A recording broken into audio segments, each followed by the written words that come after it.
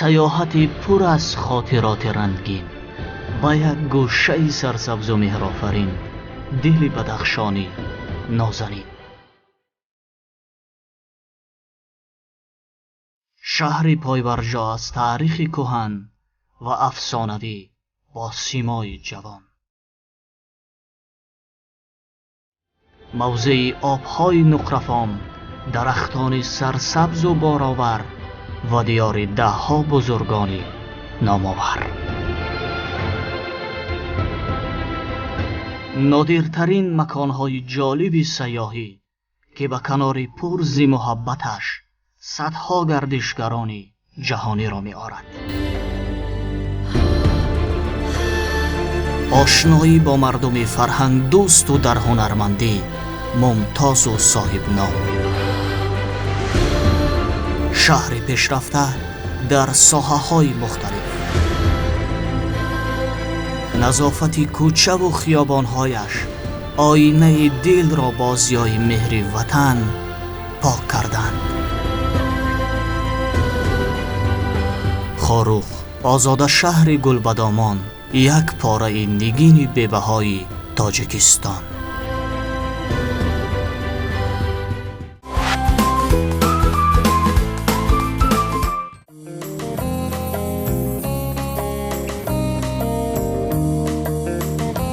این سفر گروهی ایجادی ما به دیار است که تماشایش هر یکی را هم سفر قصه های عجیب و غریب می‌گرداند. بله، این سیاحت در دامن پهناور بدخشان، همان پاره خیلی تماشاباب و سراسر رنگین تاجیکستان ماست که در عالم با نام بام جهان معروفیت دارد. وقتی که کس بار اول به اینجا می آید، به خوبی در می یابد که تاجیکستان همان میهنی در جهان پرآوازه با کوههای پر از گنج بی‌بها، طبیعتی مفتون کننده و دلربا و مردمی در کسب و کار گوناگون چیره دست و تواناست. این همه نکویی را بدون مبالغه و بی شک و شبهه هنگام سفر در آغوش بدخشان کوهی سر هر قدم شاهد می شوید که خیلی جالبند و نظرروا. خاروخ، همان بزرگ شهر زیبا و دیدنی ما در دل ولایت مختار کوهستانی بدخشان است که طی چند ده ساله اخیر به یکی از موضع‌های نادر سیاحی همان تبدیل یافته است. ولی تا رسیدن به آن گوشه پرفسانه راه خیلی دراز و طولانی است.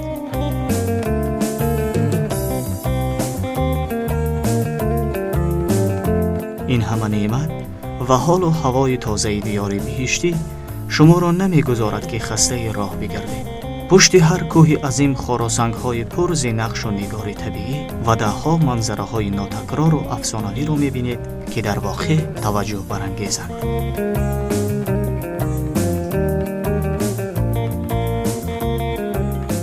با گذشت ساعت‌ها و دقیقه‌های بیشمار ما به یکی از مکان‌های تاریخی و خیلی هم دلفریب بدخشان و شغنان ظرفشان رسیدیم.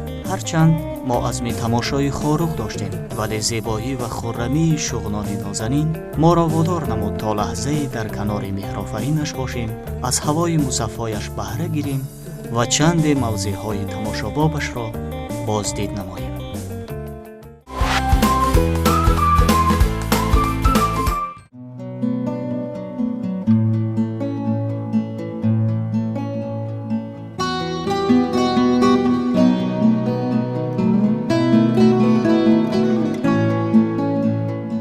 چشمه ناصر از مکانهای خیلی قدیمی و مبارک شغنان می باشد که در حال حاضر قدم جای پیر و برناگشته است.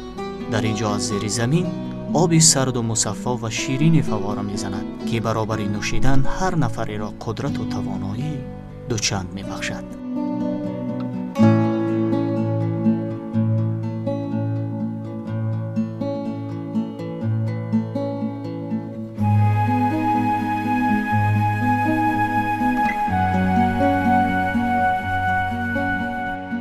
هنگام سفر به شهر خاروخ از نزد بسیار جایهای مقدس تاریخی گذر میکنید و این چشمه البته در شمار آنهاست و اینجا اصلا با نام چشمه ناصر معروفیت دارد که آن را به شاعر، حکیم و فیلسوف بزرگ عصر 11 ناصر خسرو نسبت میدهند.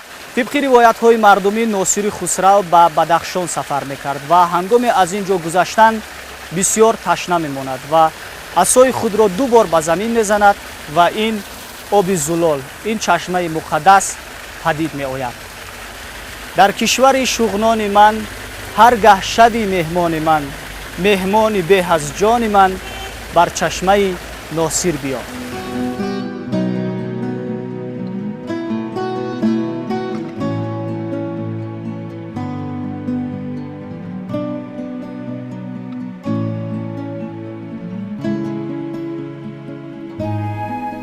چشمه مقدس ناصر نه تنها تشنه‌شکن ده‌ها و صدها مردم شغنان، تاجیکستان و خارج کشور است، بلکه درمانبخش ده‌ها بیماری نیز بوده. طی سالها نفران زیاد به شرافت آب جان بخشش شفا یافتند. بنا به باورهای مردم این سرزمین، چشمه ناصر آرزوی سبز آدمان را برآورده می‌گرداند. همین است که خرد و کلان برابر نوشیدنش هر گونه آرزوی و مقصدهای نیک می‌کنند. گروه ایجادی ما نیز با امید سفری با برار و با مقصد عملی گردیدن نیت‌های نکوی زندگی از آب حلاوت بخش آن نوش کردیم.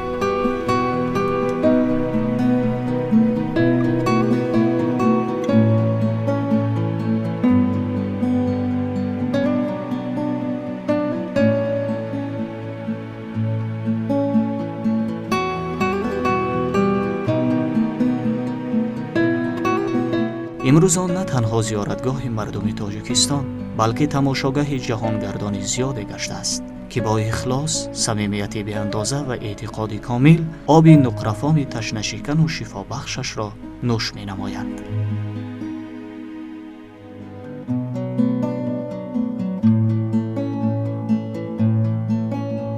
در کنار چشمه ناصر آثارخانه تاریخی و فرهنگی موجود است که در خود میراث بای حکیم ناصر خسرو، نمونه بلند هنرمندی مردم بدخشان و غیر یادگاری‌های قدیمه را فرا گرفته است که تماشایش برای هر نفر جالبی دقت است.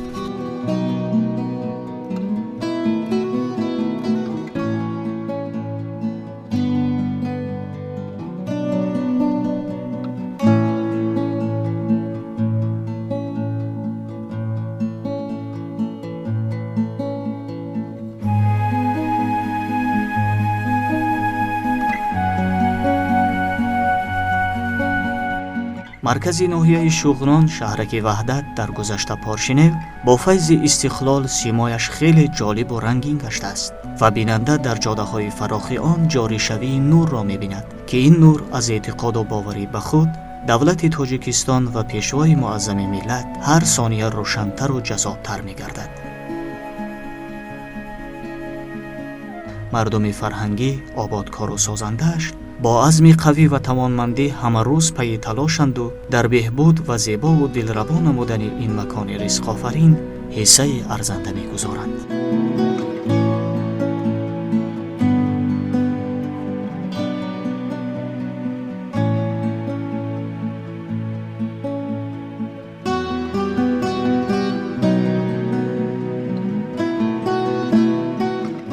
اکنون ما راه پیش گرفتیم به سوی خاروق، گلستان شهری که مرکزی ولایت مختار کوهستان بدخشان بوده، دیار قدیمی و جالب سیر و سیاحی عنوان گرفته است.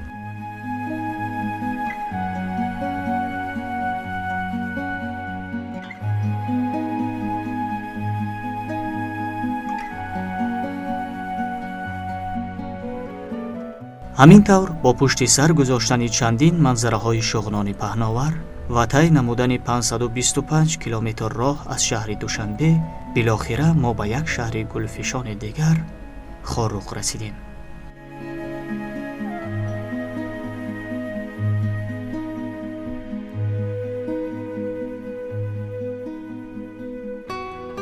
میان قله های بلند آسمان بوس و جای یک جایه شدن دو رود، غوند و شاخدره که شاخه های اصلی رود 5 را تشکیل می‌دهند، خاروق مرکز ولایت مختار کوهستان بدخشان در بلندی 2200 متر دامن پهن کرده است. تا پیروزی انقلاب اکتبر خاروق دهه بود که در آن 10-12 خانواده زندگی می‌کردند. бо соҳиби истиқлол гардидани тоҷикистони азизамон ва бо ташаббусҳои созандаи асосгузори сулҳу ваҳдати миллӣ пешвои миллат президенти ҷумҳурии Тоҷикистон муҳтарам Эмомалӣ Раҳмон имрӯз Хорух як мавзеи обод, зебо ва дар ҳақиқат афсонавии тоҷикистони азизамонро мемонад. хуш омадед ба Хорух.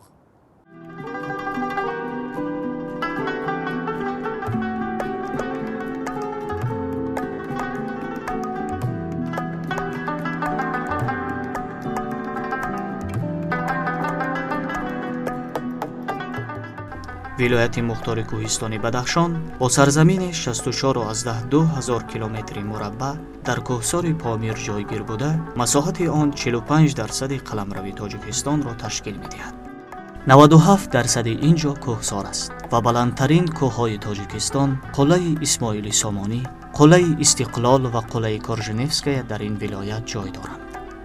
шаҳри Хорух ҳамчун маркази ободу шукуфони вилояти мухтори кӯҳистони Бадахшон дар биёни қуллаҳои азими сар ба осмон воқеъ аст, ки як хуррамзамини биҳиштвори тоҷиконро мемонад.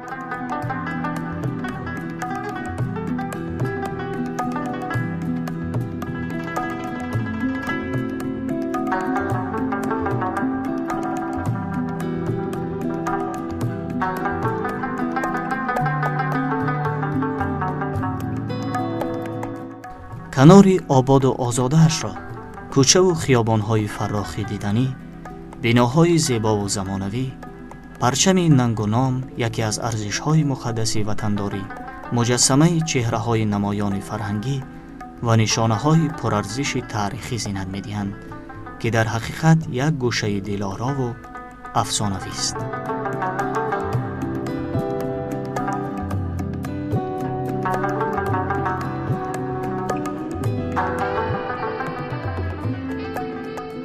ҳангоми ворид шудан ба шаҳри Хорух шоҳиди манзараҳои хеле ҳам ҷолибу таърихӣ мешавед ва ин автомобил дар таърихи шаҳри Хорух ва Помир аҳамияти хеле ҳам калон дорад.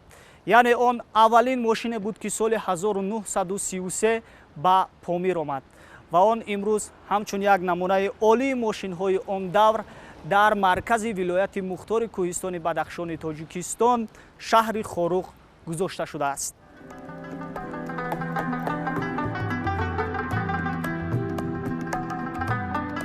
сайр дар атрофи шаҳри тозаҷавони Хорух барои ҳар нафари тамошобоб аст, зеро сари ҳар қадам бо як манзараи ҷолиб, як гӯшаи зебои фарҳангӣ, дастовардҳои назарраси замони соҳиби истиқлолӣ ва мардуми накуному ҳунармандеро шоҳид мегардед, ки воқеан ин мулкро зебу фари тозаи бахшидаанд.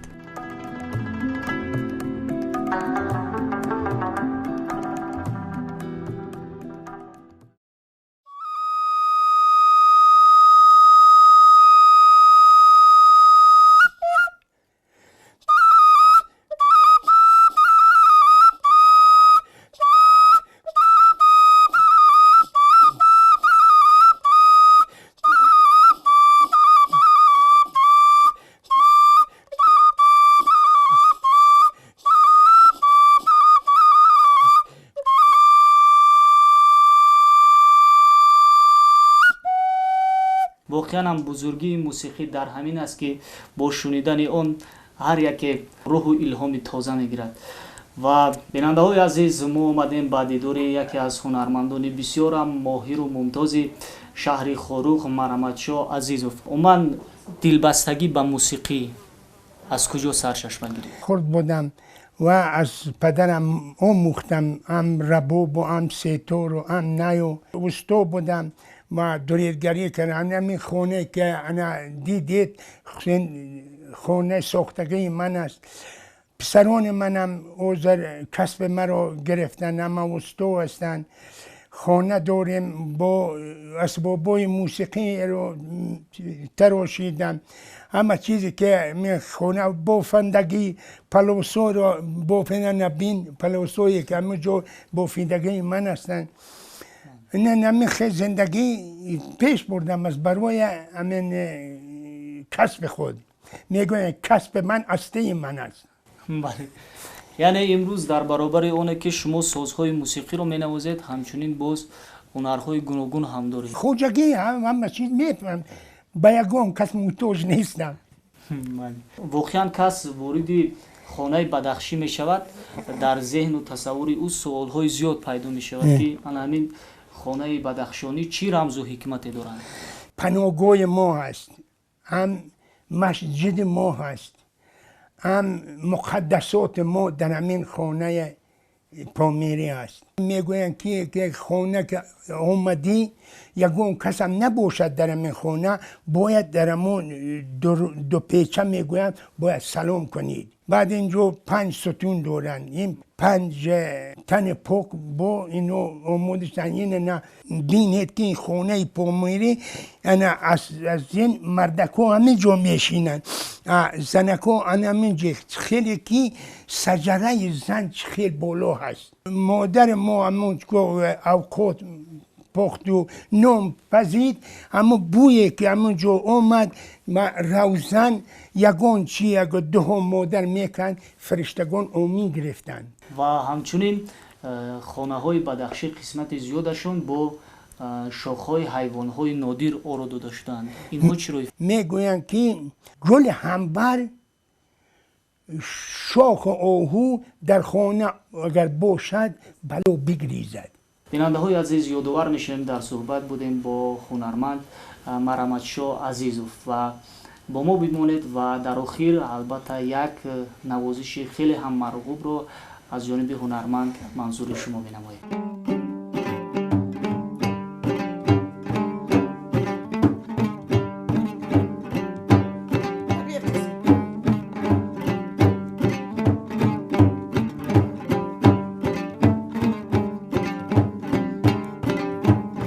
Witches.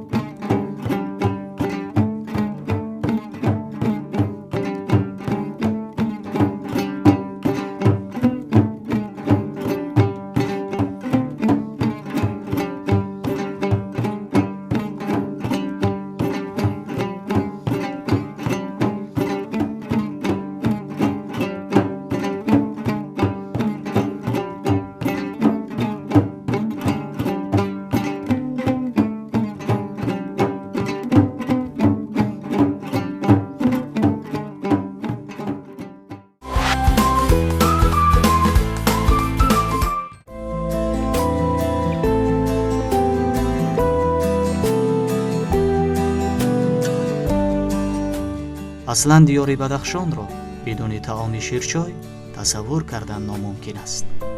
در تمام نواحی ولایت مردم کوهستان آن را در محیط خانه با همه گونه مخصوصیت‌هایش آماده می‌نمایند و از پسندیده ترین خوراک‌های ملی‌شان میباشد که بالای دسترخوان هر یک ساکن بدخشی را زید می‌دهد. چوی که جوشید، آب قطع جوشید، بعد از اون ما فهمیدیم که چوی وای چه خورد خوشروی شد، دم خورد. بعد چه میکنیم؟ نمک میپرتویم. بعد نمک پرتوفتن، نمک حتی کمکه که دیگر وای جوش اومد. بعد از اون وای شیر میاندازیم. شیر البته قیماق قطع باشد. انا در چوی من انا قیماق بسیار است. خیلی انا من قطعی ما میتوانیم امین شیرچو دم کرده پیش میمون میگذاریم. من با شیرچو پیش آورده انا 2-3 بار امین خیل میکنیم که اما قیماق ارله شود. قیماق که قطعی خوب ارله شد، قطعی چو ارله شد، چوی به مزه میشد.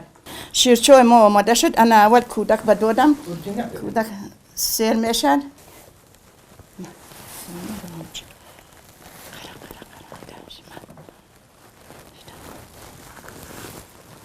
مردم ما شیرچو بس نمیکنن. همین شیرچو اگر تو آخر ننوشن و یک چیز بول میگوین.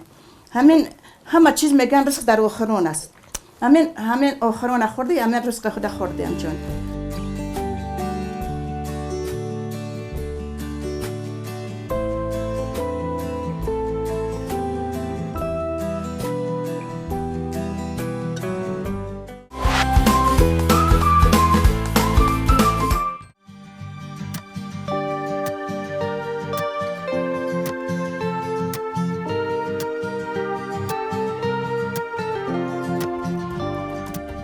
дар фазои ободу осудаи замони соҳиби истиқлолӣ шаҳри Хоруғ ба комёбиҳои рӯзафзуне дар соҳаҳои гуногун ноил гардидааст, ки далели возеҳи ин ҳамаро дар рушди босуботи шаҳри мазкур метавон арзёбӣ намуд. дар бахши маорифи шаҳр, ки пойдевори асосии ҷомеа мебошад, таи солҳои соҳиби истиқлолӣ як қатор муассисаҳои таълимӣ сохта ба истифода дода шуданд, ки дорои имкониятҳои васеъ барои таълиму тарбия мебошанд. дар баробари фаъол будани як қатор мактабҳои таҳсилоти миёна, инчунин баҳри маърифатнок ва соҳибкасб намудани сокинони вилоят ва сатҳи ҷумҳурӣ, донишгоҳи давлатии шаҳри Хоруғ амал мекунад, ки кадрҳои баландихтисосу болаёхадро дар риштаҳои гуногун омода менамояд.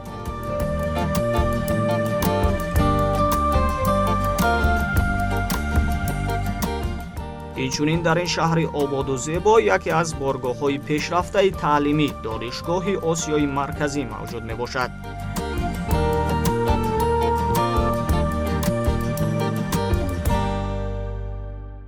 инҷо яке аз беназиртарин боргоҳҳои илм дар Тоҷикистон ва дар саросари Осиёи Марказӣ аст, ки бо номи Донишгоҳи Осиёи Марказӣ маъруфият дорад ва он яке аз боарзиштарин дастовардҳои мо дар замони соҳиби истиқлолӣ буда, бевосита дар соли 2018 аз ҷониби асосгузори сулҳу ваҳдати миллӣ пешвои миллат, президенти ҷумҳурии Тоҷикистон муҳтарам Эмомалӣ Раҳмон ифтитоҳ ёфт. имрӯз дар донишгоҳи мазкур донишҷӯён аз Тоҷикистон, Қирғизистон, Қазоқистон, Афғонистон ва Покистон ба таҳсил фаро гирифта шуданд. меравем ва аз шароит ва имконоти таҳсил дар донишгоҳи мазкур якҷо дидан менамоем.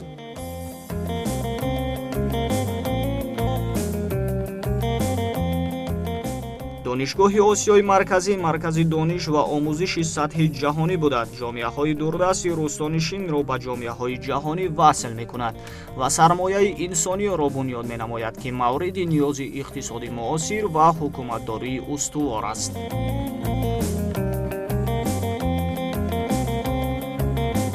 донишгоҳи Осиёи Марказӣ соли 2000 таъсис ёфтааст. таъмин намудани рушди ироаи таҳсилоти олии ҷавобгӯ ба меъёрҳои қабулшудаи ҷаҳонӣ ва мусоидат ба мардуми минтақа дар ҳифзи мероси фарҳангии ғанӣ барои насли оянда рисолати донишгоҳи Осиёи Марказ мебошад. бо дар назардошти ниёзмандиҳои ҷомеаҳои дурдасти кӯҳистон, донишгоҳ кампусҳои худро дур аз шаҳрҳои калон дар шаҳри Норини Қирғизистон, Хоруғи Тоҷикистон ва Текели Қазоқистон бунёд намуд. донишгоҳ бо сохтани кампусҳои худ дар роҳи абрешим талош мекунад, ки дар таҳаввулоти иқтисодӣ ва ақлонии минтақа ҳузур дошта бошад. ин боргоҳи илму маърифат аз 3 мактаб иборат аст: мактаби илмҳои гуманитарӣ, табиатшиносӣ ва дақиқ, мактаби рушд ва мактаби маълумоти касбӣ ва давомдор. соли 2017 сохтмони кампус дар шаҳри Хоруғ ба анҷом расид, ки инҷо ихтисосҳои иқтисодиёти ҷаҳонӣ ва ҳифзи муҳит ва истифодаи ақлонаи захираҳои табиӣ тадрис мешаванд. донишҷӯёни донишгоҳ дорои дастовардҳои бузурги илмӣ мебошанд. дар миёни онҳо ғолибони мусобиқаҳои варзишӣ, роҳбарони шӯроҳои донишҷӯён ва навозандагони боистеъдод ва дорандаҳои ҷоизаи чорабиниҳои варзишӣ ҳастанд, ки ҳамеша омодаи кӯмак ба ҷомеа мебошанд. дар ин ҷо раванди таълими донишҷӯён ба забони англисӣ сурат мегирад ва устодони баландихтисосу соҳибтаҷриба ба донишҷӯён дарс мегӯянд. донишҷӯён дар беҳтарин шароити ҷавобгӯ ба тамоми талаботҳои ҷаҳони муосир ба илмомӯзӣ машғул буда, қисми зиёди муаллимони онҳо аз хориҷи кишвар мебошанд, ки барои дар сатҳи баланд сурат гирифтани ҷараёни таълим бо имкониятҳои васеъ донишгоҳ онҳоро ҳамроҳи оилаҳояшон беҳтарин шароити зистро муҳайё намудааст.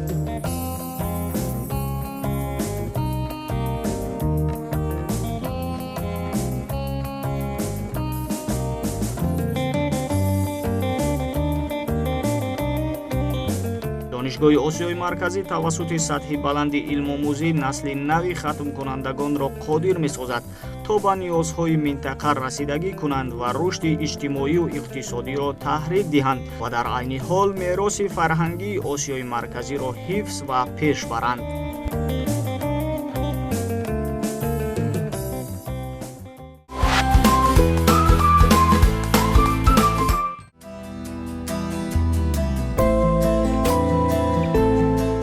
шаҳри хоруқ дар фазои соҳиби истиқлолии кишвар дар соҳаи тандурустӣ низ ба комёбиҳои назаррасе ноил гардидааст.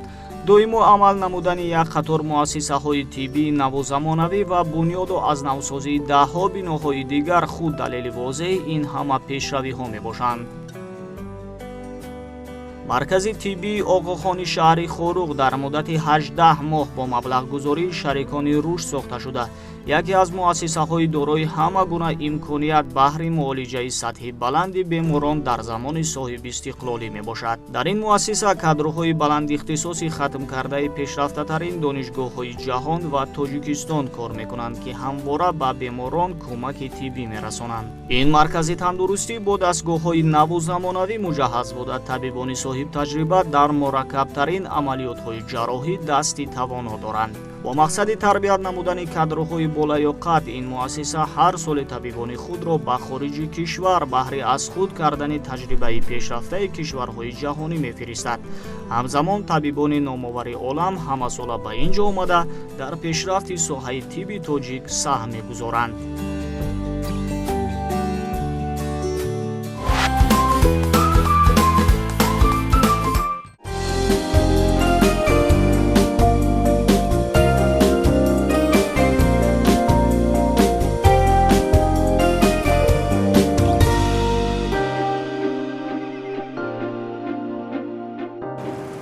шаҳри хоруқ дар самти энергетика низ ба пешравиҳои назаррас рӯбарӯ гардидааст ва далели равшани ин ҳама мавҷуд будани яке аз боргоҳҳои нур дар боми ҷаҳон Помир Энержи аст, ки бо фаъолияти назарраси худ дар замони соҳиби истиқлолӣ яке аз калонтарин боргоҳҳои нур ба ҳисоб рафта имрӯзҳо на танҳо шаҳри хоруқ балки тамоми ноҳияҳои вилояти мухтори кӯҳистони Бадахшонро бо барқ таъмин менамояд.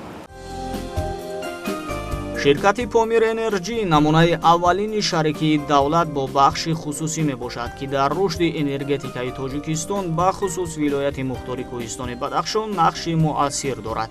ширкат баъди аз навсозии таҷҳизоти замони шӯравӣ нерӯгоҳҳои хурду бузург дар қаламрави вилоят ҳоло 96% аҳолиро бо барқи доимӣ таъмин менамояд.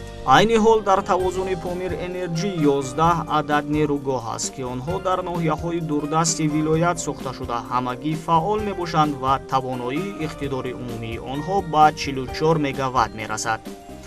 ширкати Помир Энержи дар як сол 184 миллион киловатт нерӯи барқ истеҳсол намуда, дар он 751 нафар бо ҷойи кори доимӣ таъмин мебошанд. илова бар ин ҳар сол аз 200 то 1000 нафар ба корҳои мавсимӣ ҷалб мешаванд. ширкати Помир Энержи барои фаъолияти баланду назаррас соҳиби ҷоизаи байналмилалии Ашден гардидааст. ҷоизаи мазкур ба тамоми лоиҳаҳои энергетикии ҷаҳон бахшида шуда ҳам ба давлатҳои тараққӣ карда ва ҳам ба кишварҳои рӯ ба рушд дода мешавад. кӯмакпулии ҳукумати мамлакат ва дигар ҷанбаҳои муҳим имконият доданд 2 маротиба аз ҷониби шӯрои иқтисодӣ барои Аврупои Созмони Милали Муттаҳид ба фаъолияти ҳукумати ҷумҳурии Тоҷикистон бо бахши хусусӣ баҳои баланд дода шуда. ширкати Помир Энержи яке аз 5 моделҳои беҳтарин дар ҷаҳон номида шуд. нерӯгоҳи барқии обии хоруқ соли 1970 ба истифода дода шуда 5 дастгоҳи он ҳамагӣ 8700 киловатт барқро истеҳсол мекард. баъди таъсисёбии ширкати Помир Энержи аз навсозии таҷҳизоти гидромеханикӣ ва системаи идоракунии он амалӣ гардид ва дар ҳоли ҳозир тавоноии нерӯгоҳ ба 9000 киловатт расидааст. дар ширкат маркази муроҷиати шаҳрвандон яке аз сохторҳои муҳим буда ба воситаи он ҳаҷми калони маълумот дар намуди зангҳои телефонӣ воридотӣ ва содиротӣ қабул ва интиқол дода мешавад.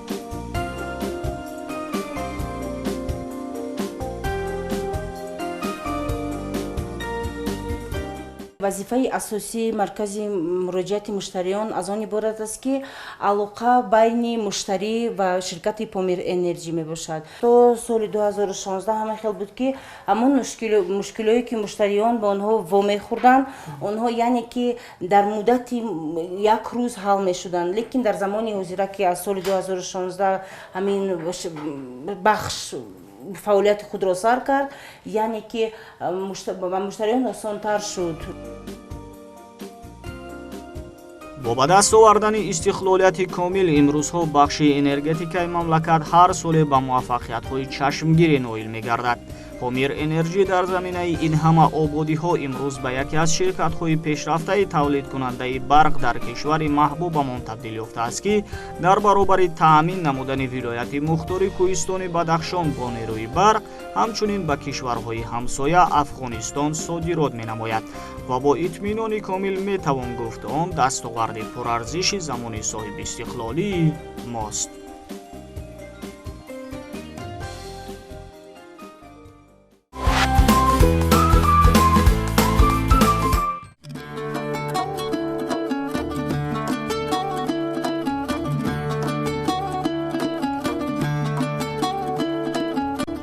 дар шаҳри Хорух яке аз мавзеъҳои хеле ҷолибу тамошобоб мавҷуд буданд. Бо номи ганҷинаи сабзи Бадахшон дар саросари олам маъруфият дорад. Ин боғи набототи помир мебошад, ки дар баландии 2320 метр аз сатҳи баҳр дар ҳамвории қадимаи Суфакӯҳи ҷои якҷояшавии рудҳои Ғунду Шохдара воқеъ гашта, аз соли 1940 ба инҷониб аз маконҳои сербинанда дар домани паҳновари Бадахшон ба ҳисоб меравад.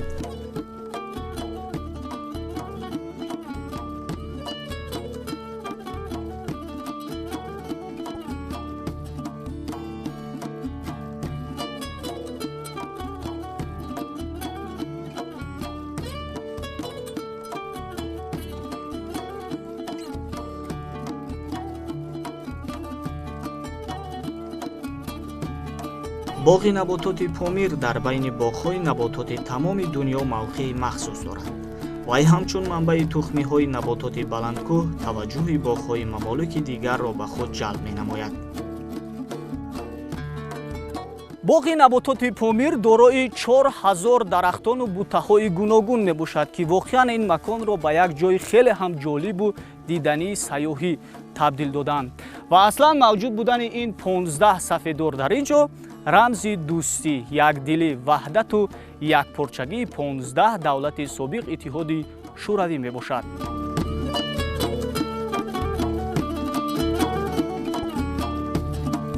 майдони умумии боғ 624 гектарро дар бар гирифта, дар он оид ба озмоиши намудҳо ва навъҳои нави дарахтону бутаҳои мевадор кори басофоидабахш ба ҷо оварда шуд.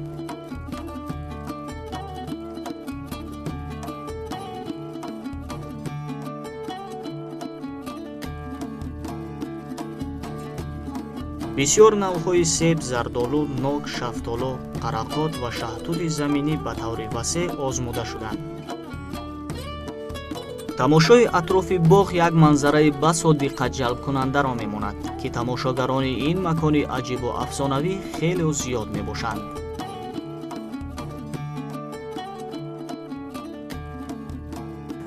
хуш омадед меҳмонон. бори аввал аст ки шумо ба тоҷикистон меоед? бале, бори аввал аст. нисбати тоҷикистон чӣ андеша доред? ростӣ барои мо тамошои тоҷикистон хеле гуворост. руду чашмаҳои мусаффо, кӯҳҳои азим хеле табиати нодир дорад. тоҷикистон гӯшаеро мемонад ки сари ҳар қадам дар домони он шоҳиди як манзараи басо ҷолиб мешавем ва қарор додем ҳар сол ба тоҷикистон биёем. аслан чӣ чиз шуморо ба тоҷикистон овард? медонед, омадан ба тоҷикистон пешниҳоди дӯстам буд. ӯ дар сомонаҳои интернетӣ табиати афсонавии тоҷикистонро дида ба ман гуфт биё сайёҳате дар диёри кӯҳҳои зеботарин, боғу чаманзорҳои дилфиреб мекунем. аз омадан ба ин ҷо хеле хурсандам. Welcome again. Thank you very much.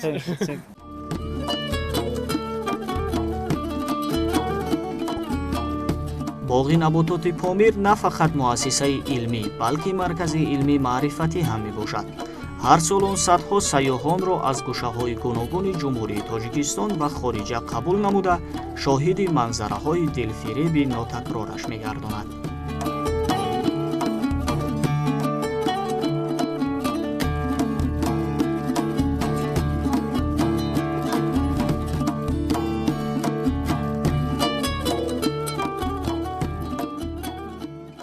ман бори аввал аст ки дар кишвари шумоям. муддати 10 рӯз мешавад ки дар Бадахшон сайёҳат дорам ва аз ҳавои форам, чашмаву рудҳои ҷонбахши ин диёр ҳаловат мебарам. дар бораи боғи набототи помир бисёр шунидам, аммо шунидан кай бувад монанди дидан. дар воқеъ тамошои гирду атрофи он, хусусан осорхона бароям зиёд писанд омад.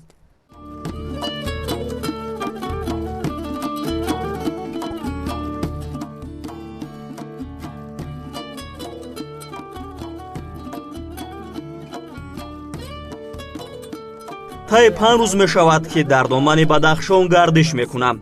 аввал мурғобро дидам. онҷо дар ҳақиқат кӯлҳои зеботарин кӯҳҳои Назаррабо, ҳайвоноти нодир Қутос, хонаи муваққатии юрт ва дӯстии 2 миллиардро шоҳид шудам. ҳоло ба сайри Хоруғ баромадам. шумо хеле толеи баландед ки чунин диёри маҳбуб Тоҷикистон доред.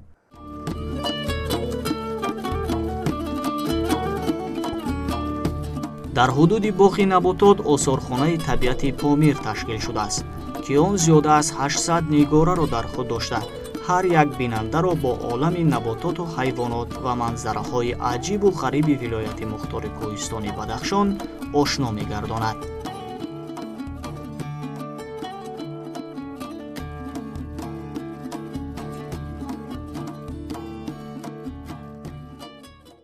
хеле ҳам атрофи ин ҷо ҷолиби диққат аст. дар як ҷо сангҳои қиматбаҳои вилояти мухтори кӯҳистони Бадахшон аст, дар як ҷо манзараҳои вилоят, як ҷо табиати нотакрори рӯшон аст, як ҷои дигар табиати бисёрам дилфиреби мурғоб аст ва як ҷои дигар Шуғнон, як ҷои дигар Хоруғ. хулас ҳар сайёҳе ки ба ин ҷо меояд бо шоҳид шудани ин манзараҳо мафтуни ҳолу ҳавои Тоҷикистони азизамон алал хусус Бадахшон мегардад ва мехоҳад сайру сайёҳатро дар нуқтаҳои ҷолиби он идома бидиҳад.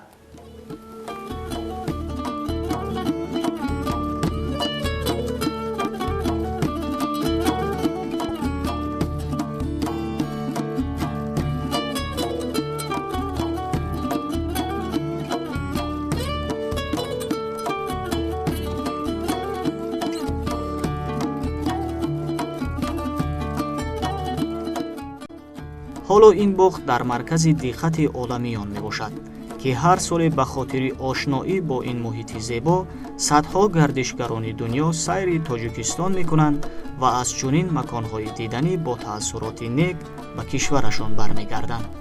пас метавон гуфт Бадахшон гӯшаест, ки нодиртарин мавзеъҳои ҷолиби сайёҳиро дар оғӯш дорад.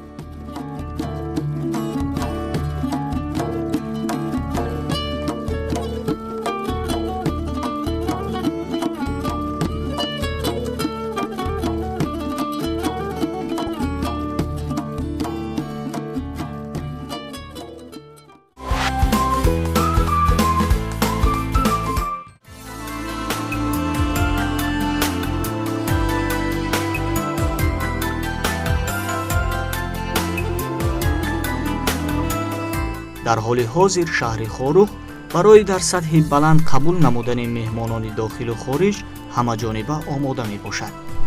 дар ин ҷо ширкатҳои сайёҳӣ, шумораи зиёди тарабхонаву марказҳои савдо ва меҳмонхонаҳои замонавӣ бо тарҳи вижа фаъолият менамояд.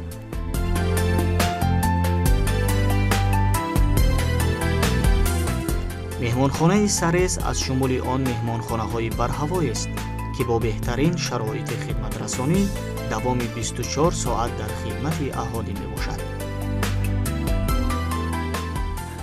ин ҷо аслан меҳмонхонаи Сарез аст, вале бубинем ки чунин як табиати хеле ҳам афсункорро мемонад.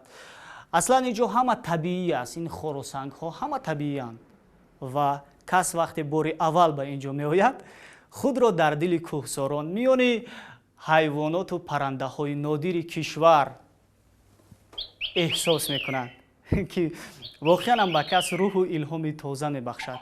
ва ман боварӣ дорам ҳар як сайёҳе ки биёяд ва аз ин ҷо дидан кунад, ҳатман ки бо таассуроти нек аз ин ҷо меравад. зеро Тоҷикистон табиати хеле ҳам афсункор дорад ва ӯ дар як меҳмонхона шоҳиди табиати дилфиреби Тоҷикистон мешавад.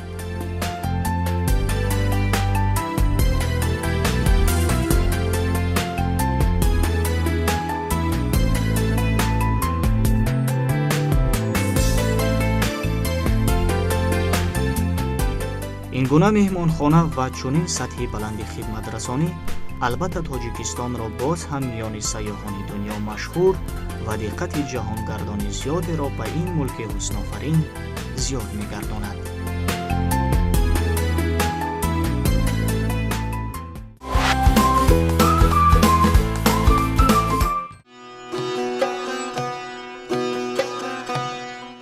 имрӯзҳо шаҳри гулфишони Хорух аз дирӯз дида боз ҳам ободу зебо гардидааст. мардум ҳама бо дасту дилу нияти пок ҳамвора пайи созандагиву бунёдкорӣ камар бастанд.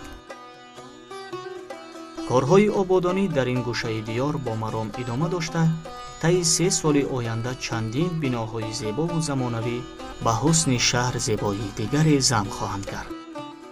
дар доираи солҳои рушди деҳот, сайёҳӣ ва ҳунарҳои мардумӣ, инчунин бо мақсади сазовор истиқбол гирифтани ҷашни 30-солагии истиқлолияти давлатии ҷумҳурии Тоҷикистон, корҳои ободониву созандагӣ дар маркази вилояти мухтори кӯҳистони Бадахшон, шаҳри Хорух дар сатҳи хеле баланд ҷараён дорад. сохтмони театри миллӣ таи 3 сол мешавад ки идома дорад ва ин театр аз 3 қабат иборат буда дар худ ғунҷоиши 1000 нафарро дорад. дар ҷониби дигар бошад сохтмони бинои 12 ошёна давом дорад. албатта ин пешравиҳо боз ҳам имконият фароҳам меоранд то Тоҷикистони азизамон ба як гӯшаи боз ҳам дилорову назаррабо мубаддал бигардад. сохта шудани театри миллӣ дар шаҳри Хорух аз муҳимтарин тадбирҳое мебошад ки дар оянда баҳри баланд бардоштани маърифати фарҳангии ҷомеа мусоидат мекунад.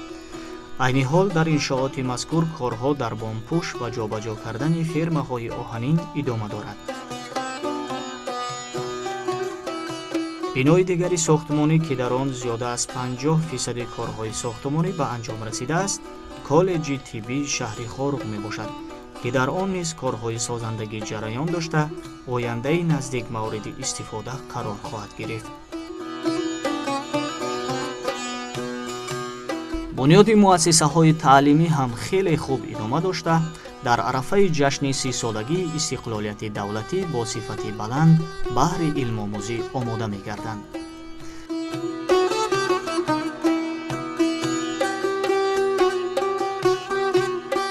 ҳоло мардуми боифату ватанпарвари шаҳри Хорух фақат аз ободӣ мегӯянду дар зери сиёсати фарҳангпарваронаи асосгузори сулҳу ваҳдати миллӣ пешвои миллат муҳтарам Эмомалӣ Раҳмон пайваста маҳфилу чорабиниҳои фарҳангӣ доир менамоянд.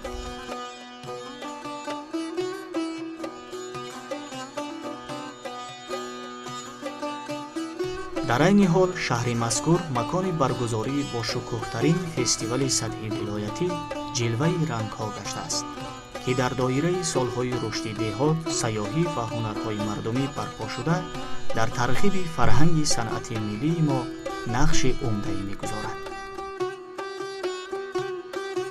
ҳоло хурду калони шаҳри Хорух фақат аз ободӣ мегӯянду саъю талоши беандозаашонро дар нашъу намо ёфтани зотбоми биҳиштиашон равона карданд ва бешак метавон гуфт ин ҷо гӯшаест ки аз меҳру муҳаббат ва бародарӣ поянда гардидааст.